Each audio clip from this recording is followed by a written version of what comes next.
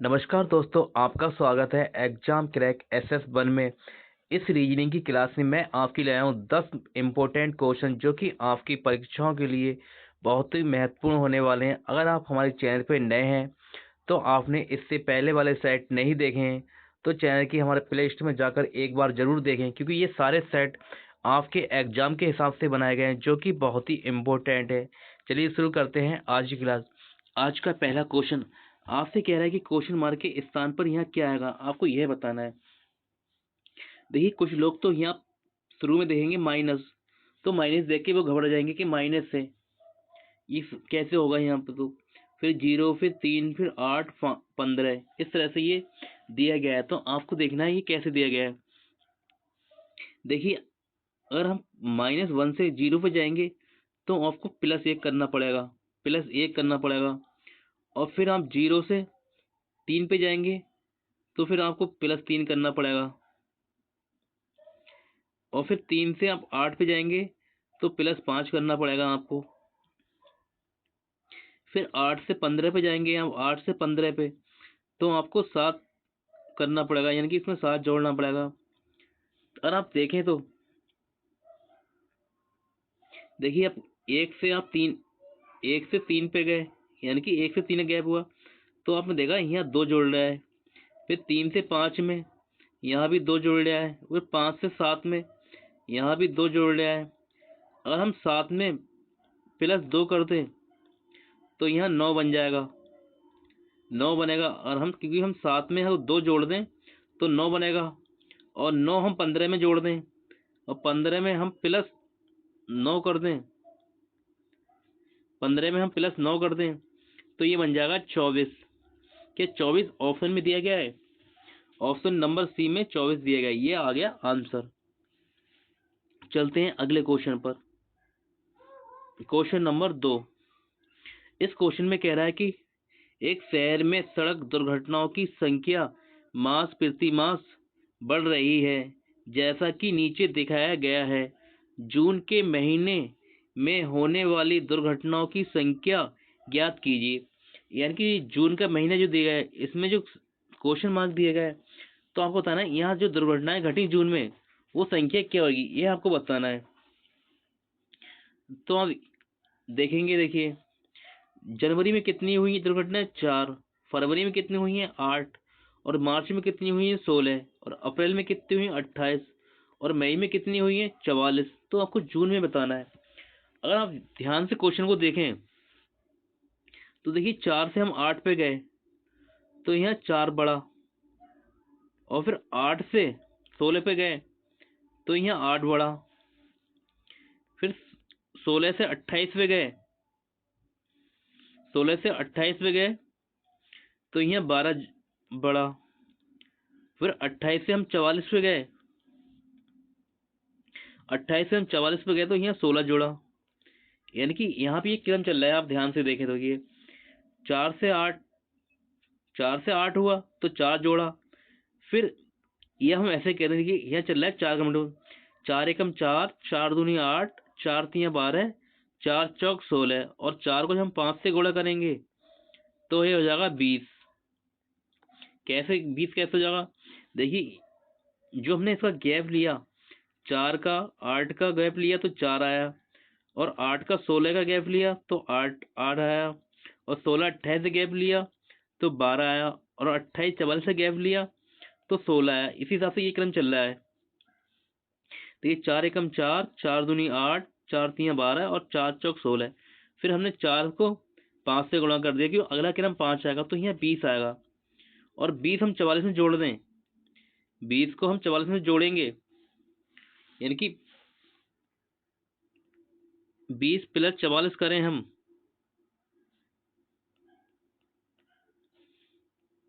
बीस और +44 कर दें। देखिए, 44 में और हम 20 जोड़ दें तो ये हो जाएगा 64। 64 किसी ऑप्शन में दिया गया है? ऑप्शन नंबर ए में दिया गया है 64। ये हमारा आंसर आ गया, ऑप्शन नंबर ए 64। क्यों? हम इसमें अब 20 जोड़ेंगे, 44 में जब 20 प्लस करेंगे तो 64 हो जाएगा, और इसका गैप होगा 20 का। चलते हैं अगले क्वेश्चन पर। इस क्वेश्चन में कह रहा है आपसे कि क्वेश्चन मार्क के स्थान पर क्या आएगा, आपको यह बताना है।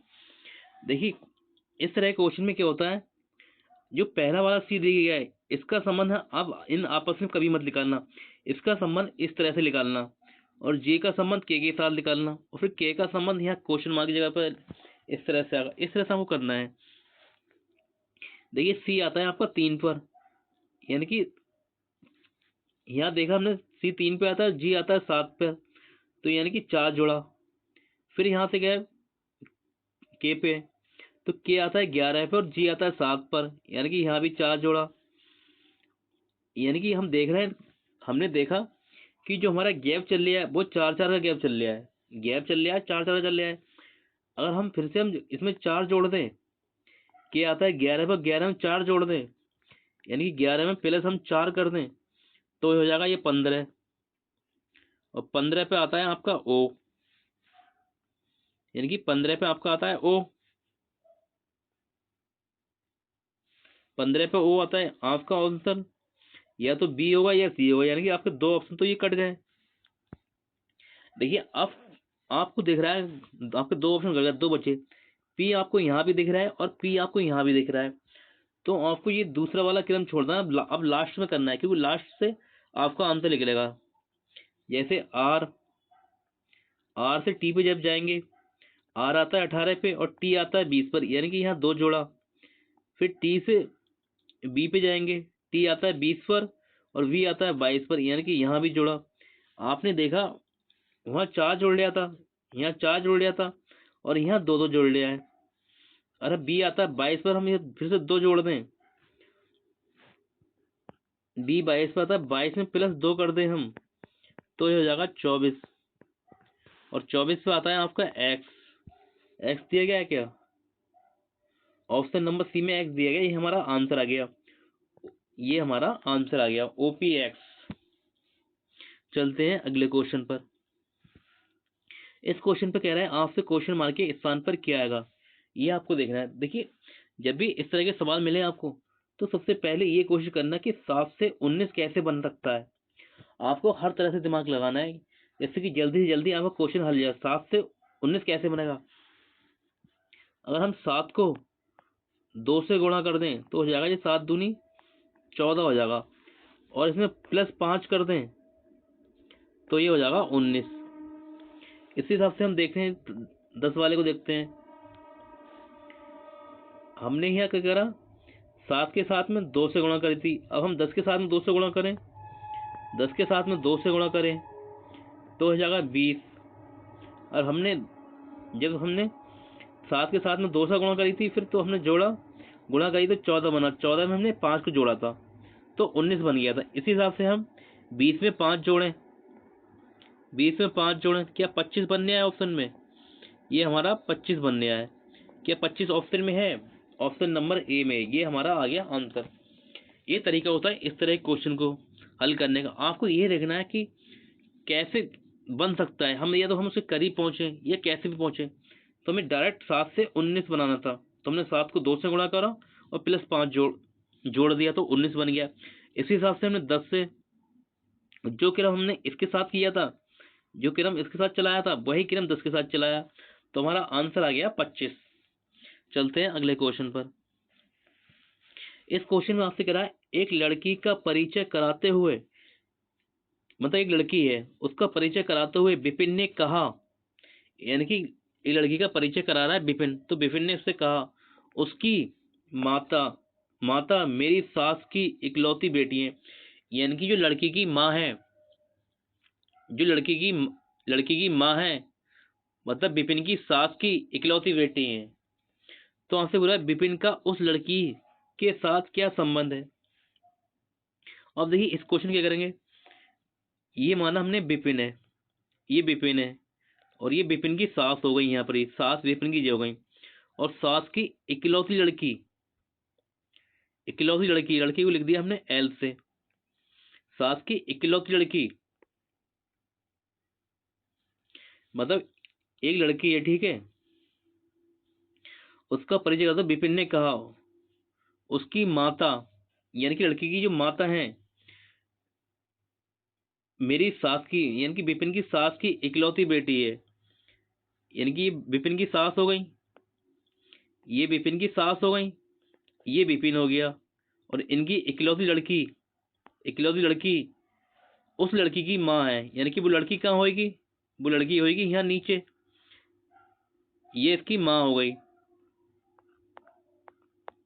ये माँ हो गई इस लड़की की, इकलौती लड़की की, यानी कि लड़की इकलौती हो गई, इसकी माँ ये हो गई। तो ये विपिन की सास ये हो गई, और सास की इकलौती लड़की ये हो गई। तो आपसे कह रहा है विपिन का उस लड़की के साथ क्या संबंध है, यानी कि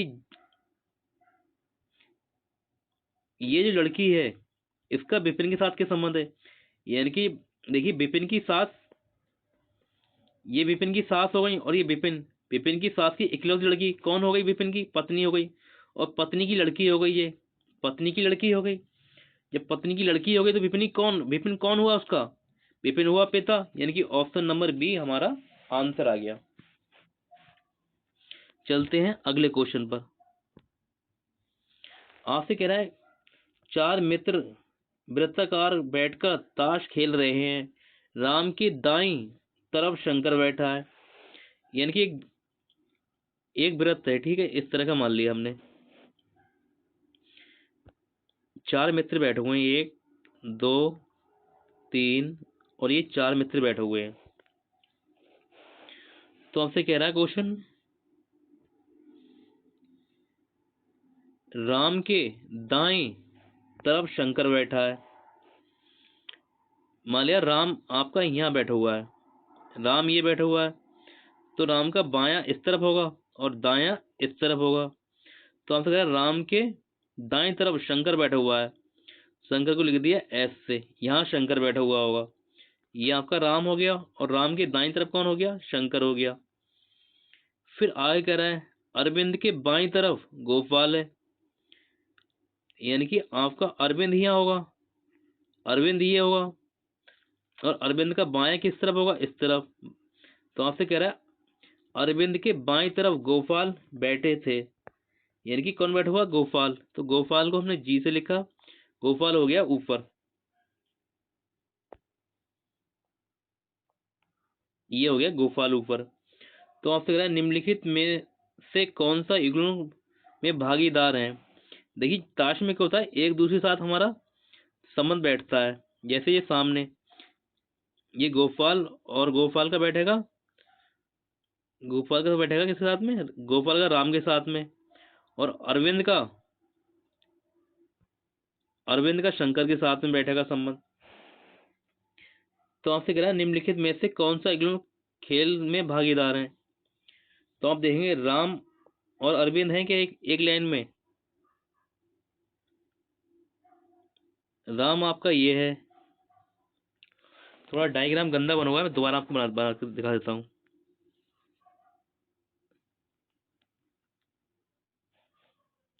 ये चार मित्र बैठे हुए हैं,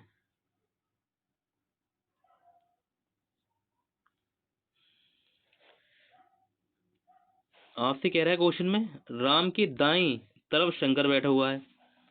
अगर मान लिया राम ये बैठा हुआ है, तो शंकर कहाँ होगा, शंकर यहाँ होगा, क्योंकि राम का ये राम बैठा हुआ, राम का दाईं तरफ इधर हो गया। हम देखिए हम शुरू जो नाम के अक्षर हैं शुरू के अक्षरों को लिख रहे हैं, जैसे कि पूरा लिखने के लिए यहाँ जगह नहीं है। राम की दाईं तरफ शंकर बैठा है, और कह रहा है अरविंद के बाईं तरफ गोपाल बैठा हुआ है। अगर अरविंद आपका यहाँ है तो गोपाल आपको यहाँ बैठा होगा। अब आपसे क्या कह रहा है, ताश में क्या होता है, आमने सामने जो खिलाड़ी होते हैं वो आमने सामने होते हैं, वो दोनों एक होते हैं आमने सामने के। इस हिसाब से ये अरविंद का और शंकर का, और इधर ये गोपाल का और राम का संबंध होगा। तो आप सर निम्नलिखित में से कौन सा युग खेल में भागीदार है। राम और अरविंद हैं क्या एक लाइन में, नहीं है। गोपाल और शंकर एक लाइन में है क्या, गोपाल और शंकर नहीं है, ये भी कट गया, ये भी कट गया। राम और शंकर राम और शंकर हैं लाइन में, आप देखिए राम शंकर भी नहीं है। गोपाल और राम ये है, देखिए गोपाल और लाइन एक लाइन में, यानी कि ऑप्शन नंबर डी हमारा आंसर आएगा। ये आप देखिए ये राम बैठा हुआ है और ये गोपाल बैठा हुआ है, ये दोनों एक लाइन में है। ये हमारा आंसर आ गया ऑप्शन नंबर डी। चलते हैं अगले क्वेश्चन, क्वेश्चन नंबर 7वां। आपसे कह रहा है कि प्रश्न ज्ञात कीजिए कि प्रश्न आकृति 180 डिग्री घुमाने के बाद कैसी दिखाई देगी। यानी कि ये वाली जो आकृति है इसे 180 डिग्री घुमाना है तो कैसी दिखाएगी। आपके पास सामने 4 ऑप्शन दिए गए हैं। देखिए आपने जब आप रीजनिंग पढ़ रहे हैं तो हम मैथ ही पढ़ रहे होंगे। मैथ में आपको बताया जाता है कि जो वृत्त होता है ये 360 डिग्री का होता है, 360 डिग्री होता है। अब मान लिया आपकी पहले आकृति कोई यहाँ बन नहीं होगी, अब जो यहाँ बन नहीं होगी ये पूरा वृत्त कितना का हुआ 360 डिग्री है। अब ये आकृति यहाँ बन रही है, ठीक है, इस समय यहाँ बन रही है। अगर हम इससे 180 डिग्री घुमाएंगे तो वो डायरेक्ट ऊपर वाला हिस्सा कहाँ पहुंच जाएगा, नीचे। ऊपर वाला हिस्सा पहुंच जाएगा नीचे, यानी कि वो आकृति बनेगी यहाँ पर। जो ऊपर वाली आकृति बन रही थी वो नीचे बनेगी। इसी अब आते हैं हम क्वेश्चन पर। अब देखिए त्रिभुज का जो मुंह बनने है,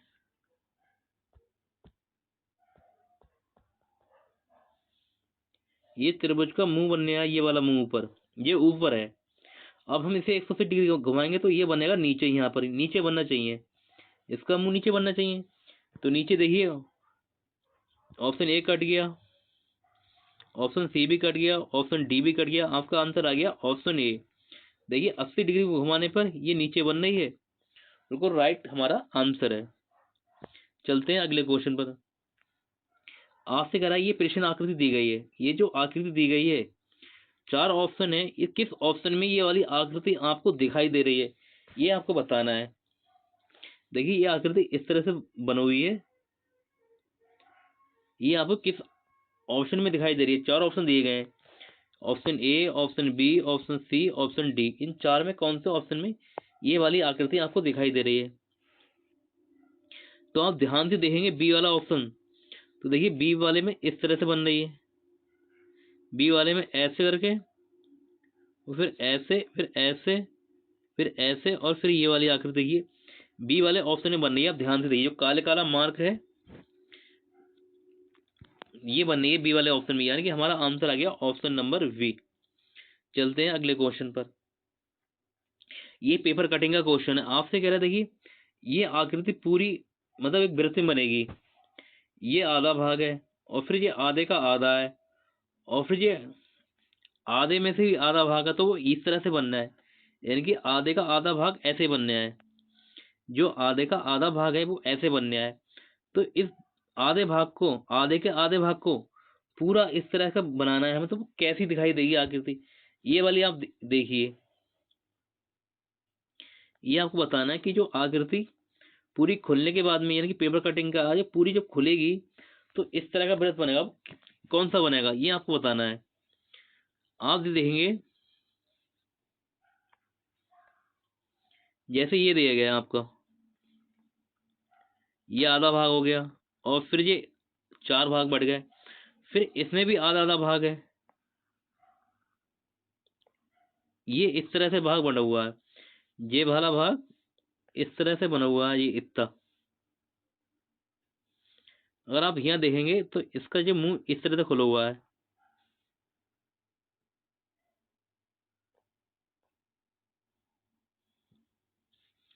ये मुंह यहाँ से ऐसे खुला हुआ है। अब जो इसे यहाँ पलटेंगे तो ये ऐसे आएगी नीचे, ऐसे आके ये ऐसे मुंह खुल जाएगा इसका, यानी कि यहाँ आके खुलेगा, ऊपर आके ऐसे खुलेगा। फिर इसे हम इस वाली को इस तरफ पढ़ेंगे तो ये ऐसे हो जाएगा, यहाँ पर ये ऐसे,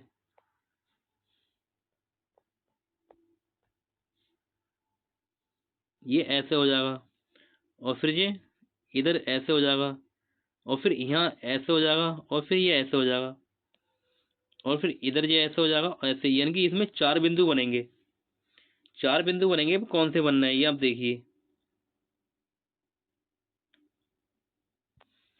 अब 4 बिंदु देखिए, ऑप्शन ए कट गया, ऑप्शन बी कट गया,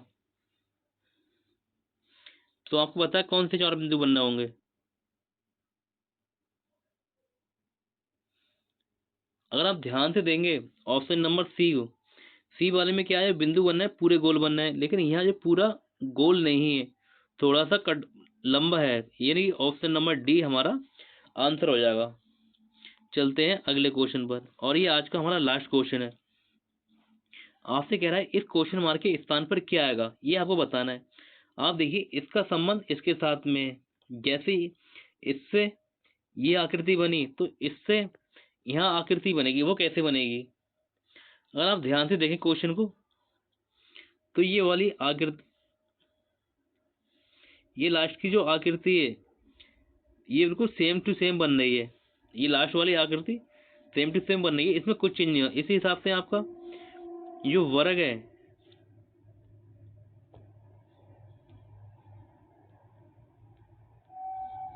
जो लास्ट में वर्ग है, ये भी सेम टू सेम, क्योंकि ये वाली दोनों आकृति सेम टू सेम बनी थी, तो वर्ग भी सेम टू सेम हो जाएगी। इसमें तो वर्ग है ही नहीं, ये कट गया, बी भी कट गई और ए भी कट गई। आपका आंसर आ गया ऑप्शन नंबर सी। देखिए ये लास्ट वाली आकृति यहाँ सेम टू सेम बन रही थी, जैसे यहाँ ये वाली आकृति यहाँ सेम बनी, तो वो वाली ये वाली आकृति यहाँ सेम बन रही है। अगर आप और देखना चाहें तो देखिए, जो पहली वाली आकृति है यहाँ दूसरे नंबर पे हो गई, यहाँ दूसरे नंबर पे, यहाँ पर जो ये देगा वृत्त, यहाँ के वृत्त दूसरे नंबर पे है, बिल्कुल वृत्त दूसरे नंबर पे है। और देखिए दूसरी वाली आकृति है, यहाँ पहले नंबर पे आ गई, तो यहाँ देखिए त्रिभुज है कि त्रिभुज पहले नंबर पे है, त्रिभुज यहाँ पहले नंबर पे, यानी कि बिल्कुल सही है। ऑप्शन नंबर सी हमारा बिल्कुल सही है। आपको हमारी क्लास कैसी लगी एक बार कमेंट करके जरूर बताएं। अगर आप हमारे चैनल पे नए तो हमारे चैनल को सब्सक्राइब करें, वीडियो को लाइक शेयर जरूर करें। मिलते हैं आपसे अगली क्लास में, तब तक के लिए जय हिंद।